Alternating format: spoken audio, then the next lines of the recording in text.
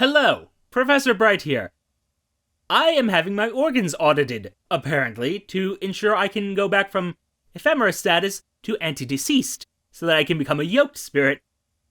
The bureaucracy here, and the madness of all this, is delightful. But also, I can't help but feel like, I have a few questions on how this process is going to go. But sure, we'll provide an endorsement from the nameless spirit. What would we do without them? I'm sorry, I'm very concerned about this whole... You will also need to submit your internal organs for an audit. You'll be granted a death exemption for the duration, of course. The spirit sits and writes an endorsement of your character while apologizing for the fact that you are, unfortunately, alive.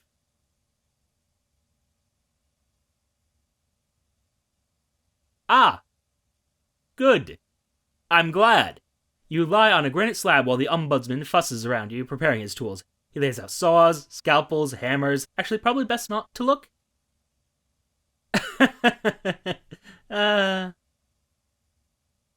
You know, I don't think people should come back from the dead. But, Interesting. Okay. Steel our nerves, the Ombudsman begins tying leather straps around your ankles and wrists, humming tunelessly. And we succeeded a 29% chance. Wonderful. Perfect. I love it. I hate it. The Ombudsman is kind enough to give you a nip of whiskey and a cord to bite down on. Of course, there's no anesthetic. The pain is an important part of proving that you're alive. With a great deal of effort, you manage to will yourself elsewhere. It is still agony, but it seems to come from a distant place. The Ombudsman finishes sewing you back up. You are sore and raw and emptied. You try to lift your limbs, but lack the strength. Even your thoughts feel sluggish. Submit our organs. You've managed to provide enough material for an audit. They're sitting in wet, neatly wrapped, neatly labeled even, paper bags on a nearby shelf. Oh, lovely. I mean, I needed that, but also, it's a long, unpleasant week, confined in the... sorry, I'm just so horrified by the fact that they ripped out my organs and looked at them to see that I'm still alive. I'm not getting over the fact that that is how they did this. Holy God, why? It's a long, unpleasant week confined to the Ombudsman's office. Draped uselessly across a bed, utterly hollow, literally hollow. Your blood has settled uncomfortably below the knees. Finally, a knock at the door. Your organs are returned alongside the results of the audit. You are, indeed, alive. An official inquiry will take place to discover the source of the error. I'll get you on the slab once I'm sure you're all present and correct, says the Ombudsman, rifling through the damp little parcels. Sometimes things get lost in transit. I assume you never had an appendix? I mean, I had one. But this is fine. Ow. So...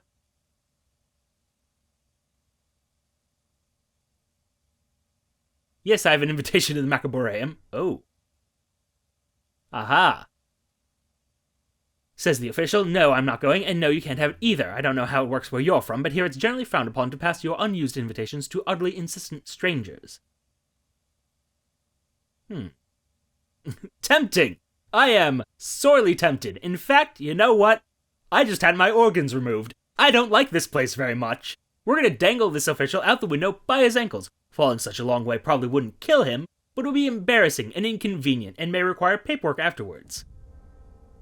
Ah, shameful.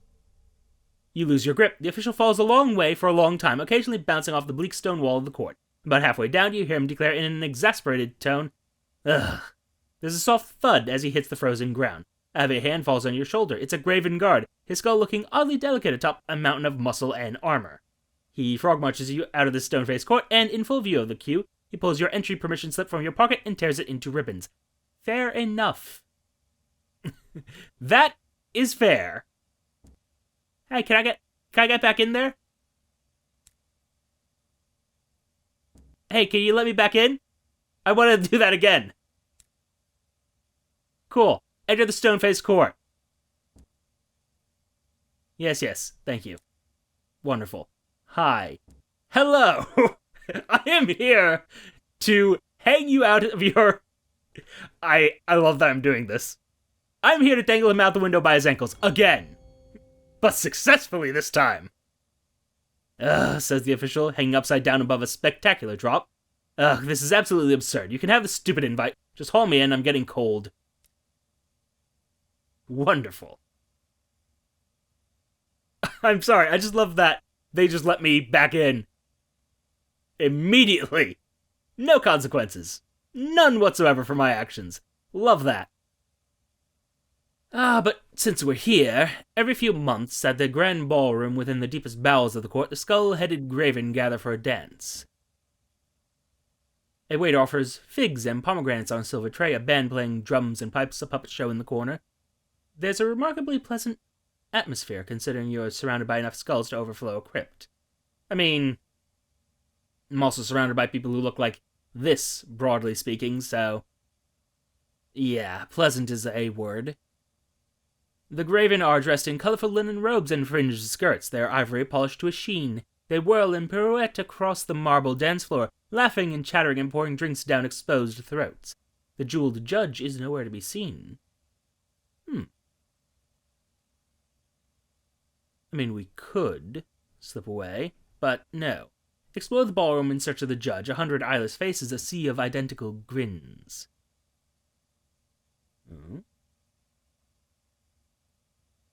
You try not to draw attention to yourself as you flit between the graven, searching for a gem-encrusted skull wearing a horned crown. You accidentally interrupt a backgammon game, knocking dice and clay triangles across the floor. You're momentarily distracted by a teetering game of polo where the players sit on other gravens' backs instead of horses, their swinging mallets just a hair from decapitating you as you pass. You apologize as you stumble across two entwined lovers in the domed gardens outside, furiously clacking their teeth together. And just as you are beginning to abandon hope, you spot her, the jeweled judge, sitting in a private booth surrounded by a cluster of her fellow crowned judges. Yes. Either find the truth about the Watcher or confess to the judge about the Ombudsman's investigation. I mean... seduce her, yes. I mean... Listen. This is what I'm good at. But... Yeah, that seems reasonable to me.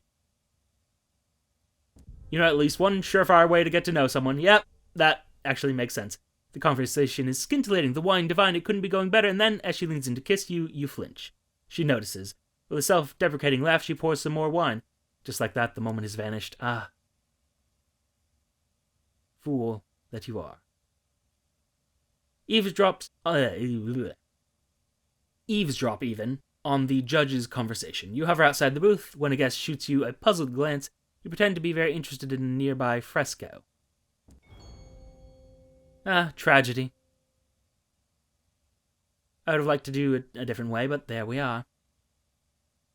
It doesn't take long before the judge's conversation moves on to the Ombudsman. By the sound of it, he's a tried and tested source of complaint.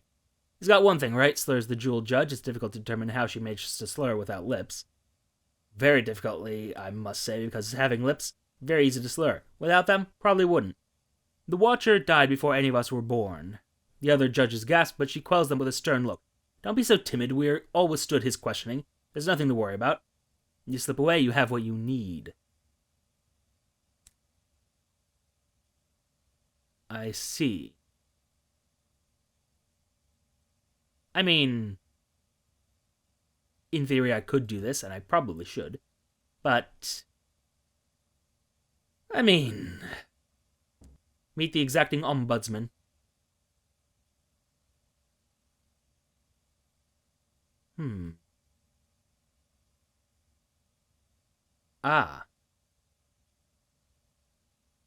Choices. The Ombudsman asks you to meet him at a coffeehouse in Erd, where masked spirits silently contemplate empty cups and remember what coffee was like. It seems wrong to tell him otherwise, although... choices. The truth has its own value, I suppose. The Watcher is dead. His judgments are counterfeit. I knew it, declares the Ombudsman, leaping at his feet. Rest assured, my vindication only somewhat dampens my outrage. I'm going to travel at once to the Forge of Souls to present my finding. He pulls from his robe a flawless diamond the size of a horse's heart. Here, it's just a transparent rock containing no souls at all, but I believe it has some kind of symbolic value where you come from. Hopefully it's enough to recompense you for your time. I don't know that it is, but we'll see how this goes. It's lucky we do have some business in that area. Boy, I don't know how many more of these runs I can do, though.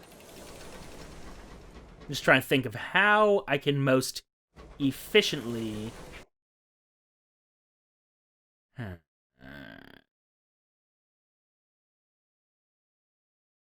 I say. And furthermore, let's... Well, either way, we have to go to the Wellmouth. And this probably isn't the worst route, I suppose. It certainly feels bad, but it probably isn't that bad. I would love to have some solution for the terror, like a long-term solution. Oh? Ah, my next month's pay is due, remarks the jar conversationally. Well, fortunately I have many of these visions, so... Sights offered up. This is what the nameless spirit has missed. Walled up inside the Blue Kingdom, it tells you so, in halting terms with a jugged voice. I was meant to be a captain, it says significantly. I was, at one time. Intriguing. We can have our little headcanon about what captain he was supposed to be. They were supposed to be, I should say. Hello. I am going to fulfill my duties as the Spider Sweeper, against my better judgment. Excuse me? The White Well's edge... Yes, the White Well's edges are a plunging tangle of clumped sorrow spiders thankfully frozen. Under your boots they crumble. With every step of your descent, shards of spider fall into the abyss. The failed dead cling to the well like spiders in a bathtub. They fought long and hard to avoid death, and they keep fighting even now. As you lean forward, broom outstretched, something skitters hideously across your vision. For a moment you lose your balance. The well beckons. He grabs your arm and sinks his teeth so deep he strikes bone. You kick him away, and both the immortal and your broomstick fall, spinning endlessly. I mean, that is a thing that happens occasionally. Alas. Fortunately, I'm now a yoked, which means I can get in there. I have an in with the Sun's daughter. Well, I shouldn't say the Sun's daughter. I know it's the Sapphire King's daughter. The Sun is unfortunately not present in our Sunless Skies. I would dearly like to meet them. Nope, nope, nope, nope, nope, nope, nope, nope, nope, nope, nope.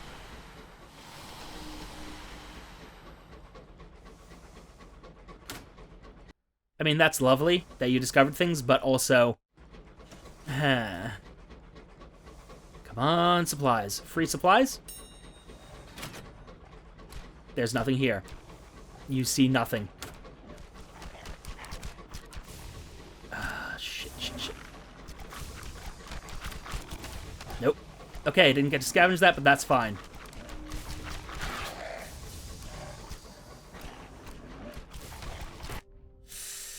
Yeah, see, that's kind of the problem.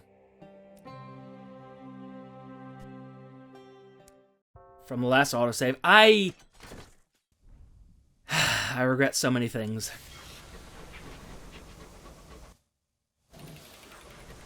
I remain yoked, yes. Let me just maneuver myself a little bit there.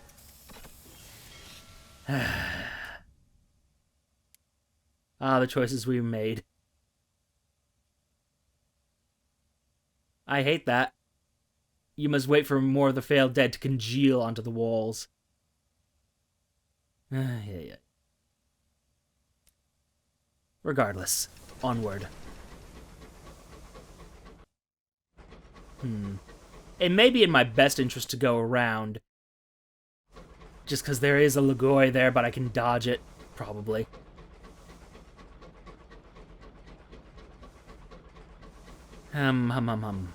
Think. Oh? The Ramona's Sunshine. Hi. Hi, do you have... Yes, thank you. Yay. I have slightly more hull. Not much. Really not a lot. And there's a grave I can rob. Another grave I can rob. Ooh. Ooh. More health? 'Tis proper. Alright, I'll take the little bit of terror mitigation.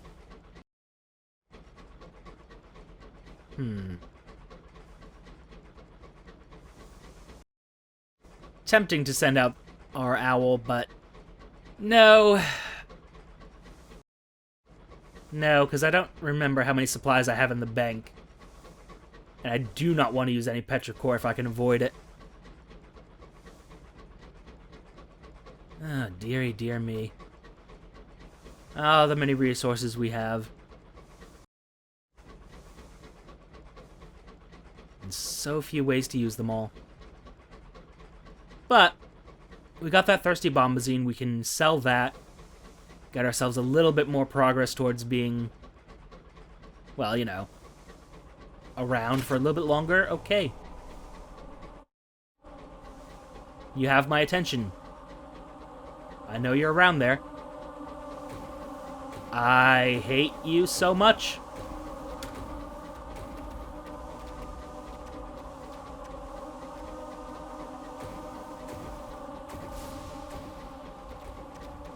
Okay. We live. What kind of engine does this have, by the way? Yeah, I need something better than the Burrito Mart. Ah. I really do need something better than that, but on the bright side, we come here with a Testament of Salt, which is not what we need, but hey, it's fine. We can, at the very least, speak with the Arbiter of Fates, the Sun's daughter. The local Sun's daughter. Or is it actually the Sun's daughter, meaning our Sun's daughter? No. No, it can't be, because the Sapphire King... Yes. The Shadow of the Sun. Write a port report. Immediately. Thank you. Now, if we may have an audience with the Sun's daughter, she who is the Arbiter of Endings, the daughter of the Sapphire King, around whom the Shadow of the Sun was built. Outside the palace doors, the carefree attendant bows deeply. He is wearing a robe of red feathers and a pair of startling green boots. His voice echoes from a pot in his arms. The Arbiter of Fates has expressed an interest in meeting you also, says the carefree attendant. I trust I need not tell you the magnitude of the honor, but if you saw her in your current form, you would unravel. Follow me. He leads you to a structure at the edge of the ornamental lake. It's halfway between tree and lighthouse. It's a branching tower with a blazing globe nestled in its upper reaches. You are taken upstairs to a windowless room with off-putting implements hanging from the walls.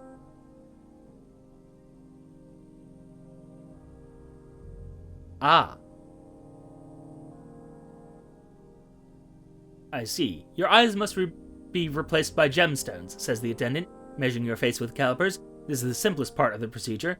He lifts a small bell and rings it, carefully watching your response.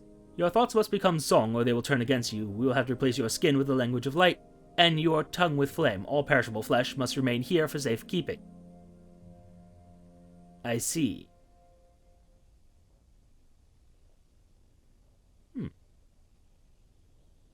Ah.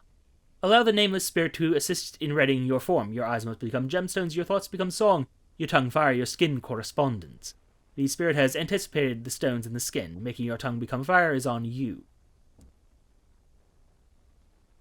A state of readiness. The attendant lays you on the bare stone floor at the center of a circle of engraved correspondence symbols. He takes from the wall a scalpel as long as a sword. This will hurt for a moment, he says, then you will lose your comprehension of pain. Symbols flare like stars. The scalpel slides into you just above the collarbone and traces your outline with delicacy and precision. There's only a little blood. Your skin comes away in rinds like shucked fruit. The blaze of correspondence devours you. The world falls away. The palace is a vortex of blossoming, unblossoming, kaleidoscopic architecture. She, at the center, a nucleus of violent light. The daughter of a star, she is a pillar of blazing time and rushing song, a winged and skeletal sun, a seven-limbed, seven-headed colossus of sapphire and silk, whose words dance like fireflies on the burning wind. Welcome, she says, her voice a howl and an orchestra and a shivering crystalline song. Oh.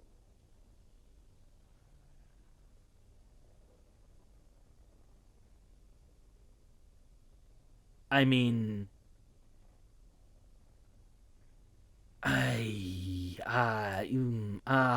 all of these are things I need. Request permission for the lost love to leave the Blue Kingdom. If she leaves the Blue Kingdom without special dispensation, the light of the law will unmake her.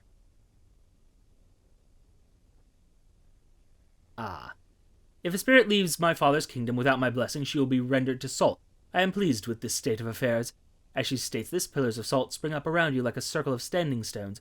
Why then should I break centuries of tradition and permit her to leave? To allow such a thing goes against everything my father and I strive for. Such a request has a momentous cost, and 3 selections of Immaculate Souls, along with 1 Searing Enigma. So, added to my list, 3 Immaculate Souls.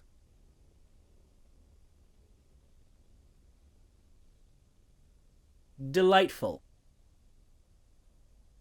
I have quite a list of goals, you see. The price is too high. Perhaps you'll return later when you can meet it. Indeed. Although I suspect... Oh god, I'm going to need another moment of inspiration for that. Okay, fine. Alright. I would like a testament of the feather. Most officials can't give these away without careful consideration of the cost. She, of course, is the exception. In exchange, she only desires a story. And this seems like the best way to get this, so yes. As you tell your story, you speak not in words but in storms. Ink-black clouds coagulate above. A rain of words soaks you both in memories, leaving you shivering with nostalgia. When you reach the crescendo, lightning crawls across the horizon. The sun's daughter listens in silent rapture. When your story is over, the clouds boil to nothing, but pools of meaning linger. Sunshine burns them away. You've earned your dispensation, she states. Could I have another? No, just the one for today, that's fine. This is less fun. Plead for an indulgence. A single word from the Sun's Daughter can cut through the Blue Kingdom's bureaucracy like a superheated knife. The nameless spirit indicates that it has come before the Sun's Daughter before. Its arguments can lend weight to your words, and I appreciate it. But it was not enough. You try to speak and your tongue lashes flames. Flames rise around you. Smoke billows until all you can see is a burning sigil rising above a blizzard of ash. This is it, the single word that the Sun's Daughter grants you in response, and for a moment it consumes the world. No. Detach yourself from the radiance of the Arbiter of Fates. You will need to discard your new form. It will certainly be painful. The palace falls away. Your new shape twists, folds, retreats. The flaming symbols that replace your flesh extinguish one by one. The stones in your eye sockets shatter into teardrops and crumble down your cheeks. It is excruciating in a dozen different ways. The ache of a still healing wound, the agony of the scourged flesh, the pain of a bitter and dreaded departure. When it's finally over, you find yourself once more confined to the twitching, decaying flesh wreck that is your body. You haven't outwardly changed, but every moment now feels lumpen and ponderous. The carefree attendant helps you to your feet with a smile. Tell me, do I have to give you a moment of inspiration the second time? It seems I do. Okay. Well, so, I'm going to need at least 2 moments of inspiration.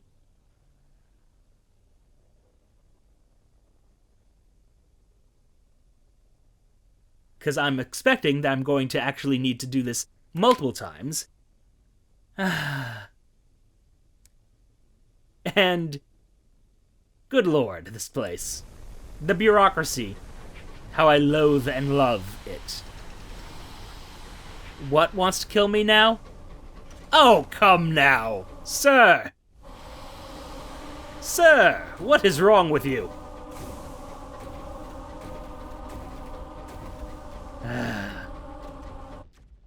I want to kill it, but I lack the health to do so, and it is a bad plan. It is a bad plan. I shouldn't do it. No, I will not. I will, however, reclaim my face. Because I like my face. And I suspect I need my face, because if I remember right, it adds to one of my stats to reclaim it. I think I lost stats and was supposed to be able to get it back. Yes. What? Offer a mystery to keep it rooted to the world. Interesting. You notice that one of the spirits of the dead is lying and convulsing in the gutter. Its porcelain mask is cracked. The other spirits walk swiftly by, not even pausing to glance in its direction. Noticing your concern, a bureaucrat stops beside you. A voice issues from the jar tucked under its arms. It has a disease of the soul, explains the jar hollowly. Far rarer than any disease of mind or body, and more difficult to treat. The poor thing will likely unravel soon. Nothing to be done unless you have something that might strengthen it. I do have many enigmas. You kneel and whisper something in its ear. You will not be rewarded for this kindness. But if it keeps it going, it's the right thing to do. Ah. A lie. As your words sink in, the spirit's unraveling form coalesces, its writhing ceases. It lies inert in the gutter, contemplating what you have said. It'll survive a little longer, now, says the voice from the bureaucrat's jar.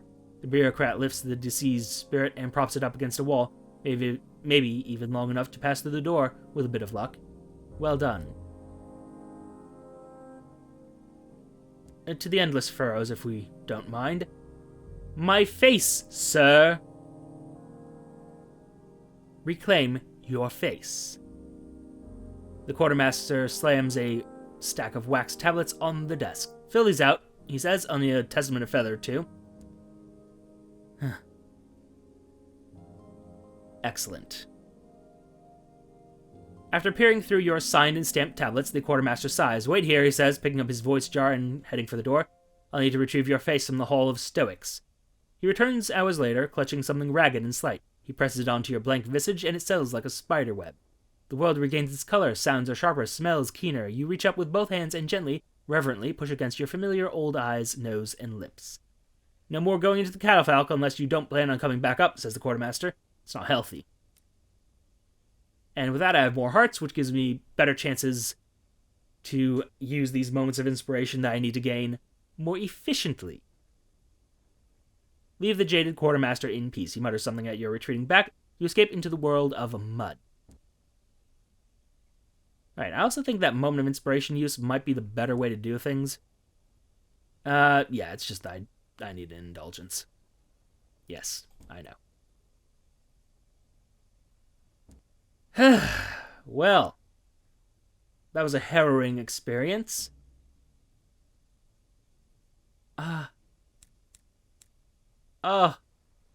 If only I had the money.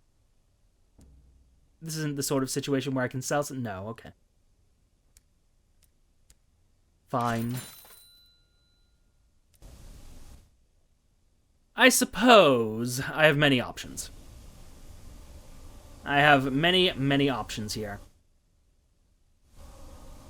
That said, I don't know exactly what I want to pursue next. I think we go to the Forge of Souls. See if I can't get a port report there. And afterwards, well, we shall see. But for now, thank you all for your time. Note the like, comment, and subscribe buttons below. Use them responsibly. And I will see you all soon. Goodbye.